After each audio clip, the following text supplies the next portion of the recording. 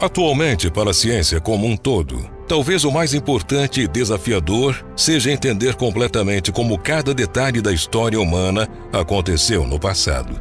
Afinal, milhares de anos atrás, quando algumas das civilizações mais importantes da história habitavam o planeta, câmeras fotográficas e filmadoras ainda não existiam. Por isso, tudo o que sabemos sobre esses antigos povos estão registrados em artefatos antigos, como formas de inscrições, carimbos ou desenhos. Isso porque, desde a antiguidade remota, o homem, por infinitas razões, coleciona objetos e lhes atribui valor, seja afetivo, cultural ou simplesmente material, o que justifica a necessidade de sua preservação ao longo do tempo.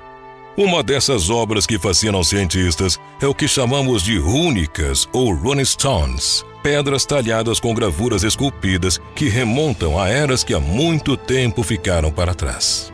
Em algumas delas são retratadas batalhas, adoração aos deuses ou mesmo o cotidiano de um trabalho secular. Em 1863, uma dessas pedras talhadas, chamada de Estela Rúnica, foi descoberta em um cemitério em Sanda, na Suécia, sendo logo depois levada até o museu do país, onde continua intrigando os pesquisadores. E é um pouco mais sobre isso que veremos no vídeo de hoje. Só que antes de assistir, é importante que você se inscreva no Messenger do Mundo Desconhecido. Para isso, basta clicar no primeiro link na descrição. Ao se inscrever, você passa a receber nossos vídeos em primeira mão e ainda tem acesso a séries e sorteios exclusivos do canal Mundo Desconhecido.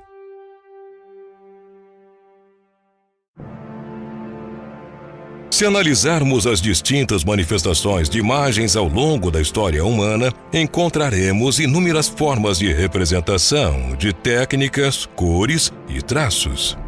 O universo da imagem e da arte é tão amplo quanto a construção da identidade cultural da Terra. Cada povo ou cultura utiliza as gravuras de acordo com seus costumes, desenvolvendo métodos que se revelam fascinantes milhares de anos depois, quando são encontrados hoje em dia. As imagens surgem junto ao processo de construção das primeiras habitações e estão vinculadas ao processo de domesticação do espaço. Símbolos que são muitas vezes gravados nas paredes e que marcam a presença do ser humano naquele espaço ao qual habitou momentaneamente ou permanentemente.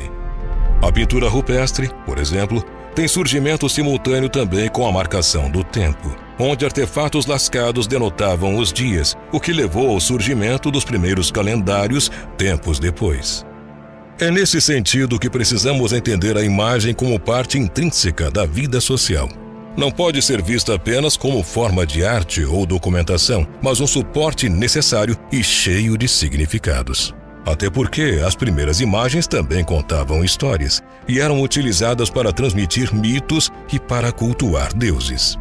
Além disso, o sentido da imagem sempre depende daqueles que a precedem. Ao observarmos formas desse tipo, ela se transforma em uma nova realidade para cada pessoa. É bem comum, por exemplo, olharmos uma imagem por várias vezes e só depois de um tempo perceber traços ali escondidos. Nesse ponto, entra em cena o que citamos no início, as pedras rúnicas. A escrita rúnica é, até hoje, um dos grandes mistérios da arqueologia. Apenas alguns exemplos espalhados pelo mundo existem nos dias de hoje, levando a muita especulação e desacordo sobre o quão difundido era o sistema de escrita naquela época. Existem vários alfabetos rúnicos conhecidos pela arqueologia, sendo que são mais associados à Idade Média, na Noruega e em grande parte do norte da Europa. Para entender o porquê as pedras rúnicas eram chamadas assim, se faz necessário saber o que seria a palavra rúnico, o qual advém da inscrição runa, termo utilizado para se referir a um tipo de alfabeto de origem europeia, originado por volta do século II ou III depois de Cristo. A palavra runa e rúnico advém também do inglês run, a qual foi latinizada para rune. Todavia, sua aplicação somente passou a ser usada no século XVI, quando surgem os primeiros estudiosos interessados em traduzir as inscrições, até um momento completamente misteriosas.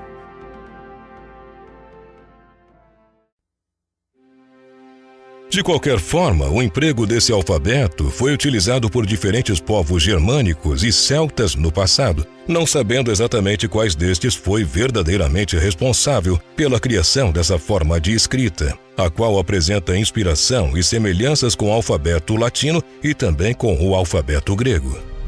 Durante os séculos XIX e XX, runólogos e filósofos realizaram pesquisas na tentativa de identificar a origem das runas.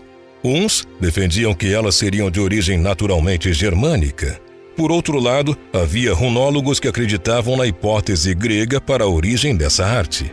Ainda outros contestaram as duas opiniões e confirmaram que, na verdade, as runas tinham origem latina. No caso, a verdadeira origem das runas não é algo preciso. Sabe-se apenas que os vestígios mais antigos foram achados em inscrições localizadas no que hoje é o sul da Alemanha e sul da Suíça, territórios ocupados por povos germânicos e celtas que mais tarde foram dominados pela civilização romana. Porém, o maior número dessas inscrições encontra-se principalmente na Escandinávia, uma região geográfica e histórica da Europa setentrional que abrange a Dinamarca, Suécia e Noruega. Num sentido mais amplo, o termo pode também se referir à Finlândia, às Ilhas Faroe e à Islândia. Pensando nessa região do planeta, conhecida como Escandinávia, de que povo do passado você recorda? Essa região do planeta marcou o período em que uma das civilizações mais marcantes de todas viveu: os Vikings, também conhecidos pelos europeus medievais como bárbaros. Eles se destacavam não somente por sua forma de lutar, mas também eram considerados pioneiros na arte da navegação, com técnicas exímias também para construir barcos. Eles eram mesmo muito habilidosos. Para os vikings, que muitas vezes se engajavam em batalhas sangrentas e levavam uma vida em condições climáticas adversas, as habilidades de luta e sobrevivência não eram suficientes para acalmar o medo que sentiam em ocasiões como essas. Eles precisavam de algo para ajudá-los a superar seus pavores. Foi dessa forma que eles desenvolveram um sistema de símbolos vikings que acreditavam que poderiam dotá-los de bênçãos e boa sorte. E é aí que talvez a maior verdade sobre as runas se encaixe.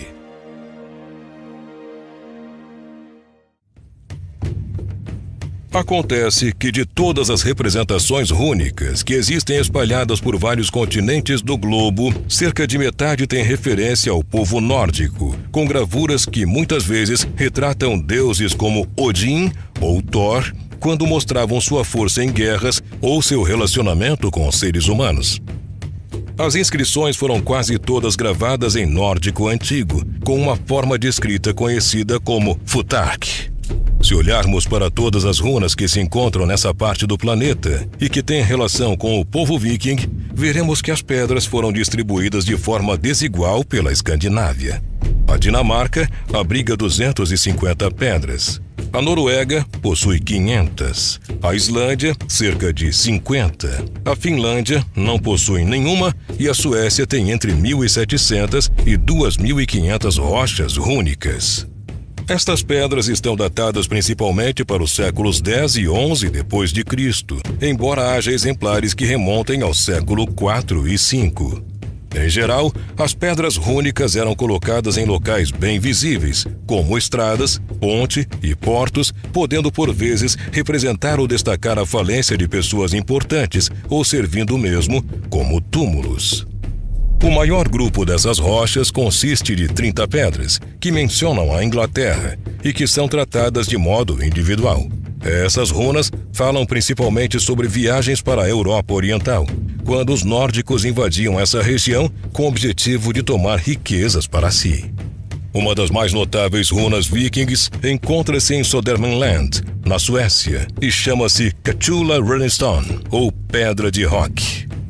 Em suas inscrições está contido um poema em nórdico antigo que se refere à extensa luta de um guerreiro chamado Spear, que teria demonstrado toda a sua fúria em batalhas a favor do povo nórdico no período da Idade Média.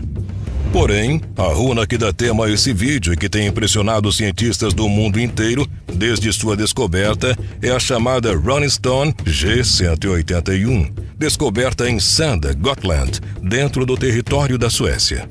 Acredita-se que ela represente as 3 principais divindades da mitologia nórdica: Odin, segurando uma lança, Thor com Mjolnir e Freyr armado com algo que se assemelha a uma foice. Alguns pesquisadores afirmam que esta pedra mostra que Odin, Thor e Freyr formavam um grupo divino trinitário. A proposta vem das teorias da religião comparada, bem como descrições e imagens desses deuses. Muitos acreditam que isso se deve pela influência do cristianismo na civilização viking, que se tornou aparente a partir da segunda metade do século XI. Mesmo assim, visto que os vikings eram politeístas, é provável que eles simplesmente acrescentaram Cristo à sua lista já extensa de deuses e diferentes costumes e crenças foram usados lado a lado por um bom tempo. Atualmente, a Rolling Stone G181 encontra-se em exposição no Museu Sueco de Antiguidades Nacionais e se tornou uma das maiores atrações arqueológicas do país, revelando toda a riqueza cultural do povo nórdico que habitou aquelas regiões no passado. Não apenas essa em especial, mas todas as runas constituem não só um fascínio por parte dos estudiosos, mas uma série de mistérios que ainda estão longe de serem resolvidos.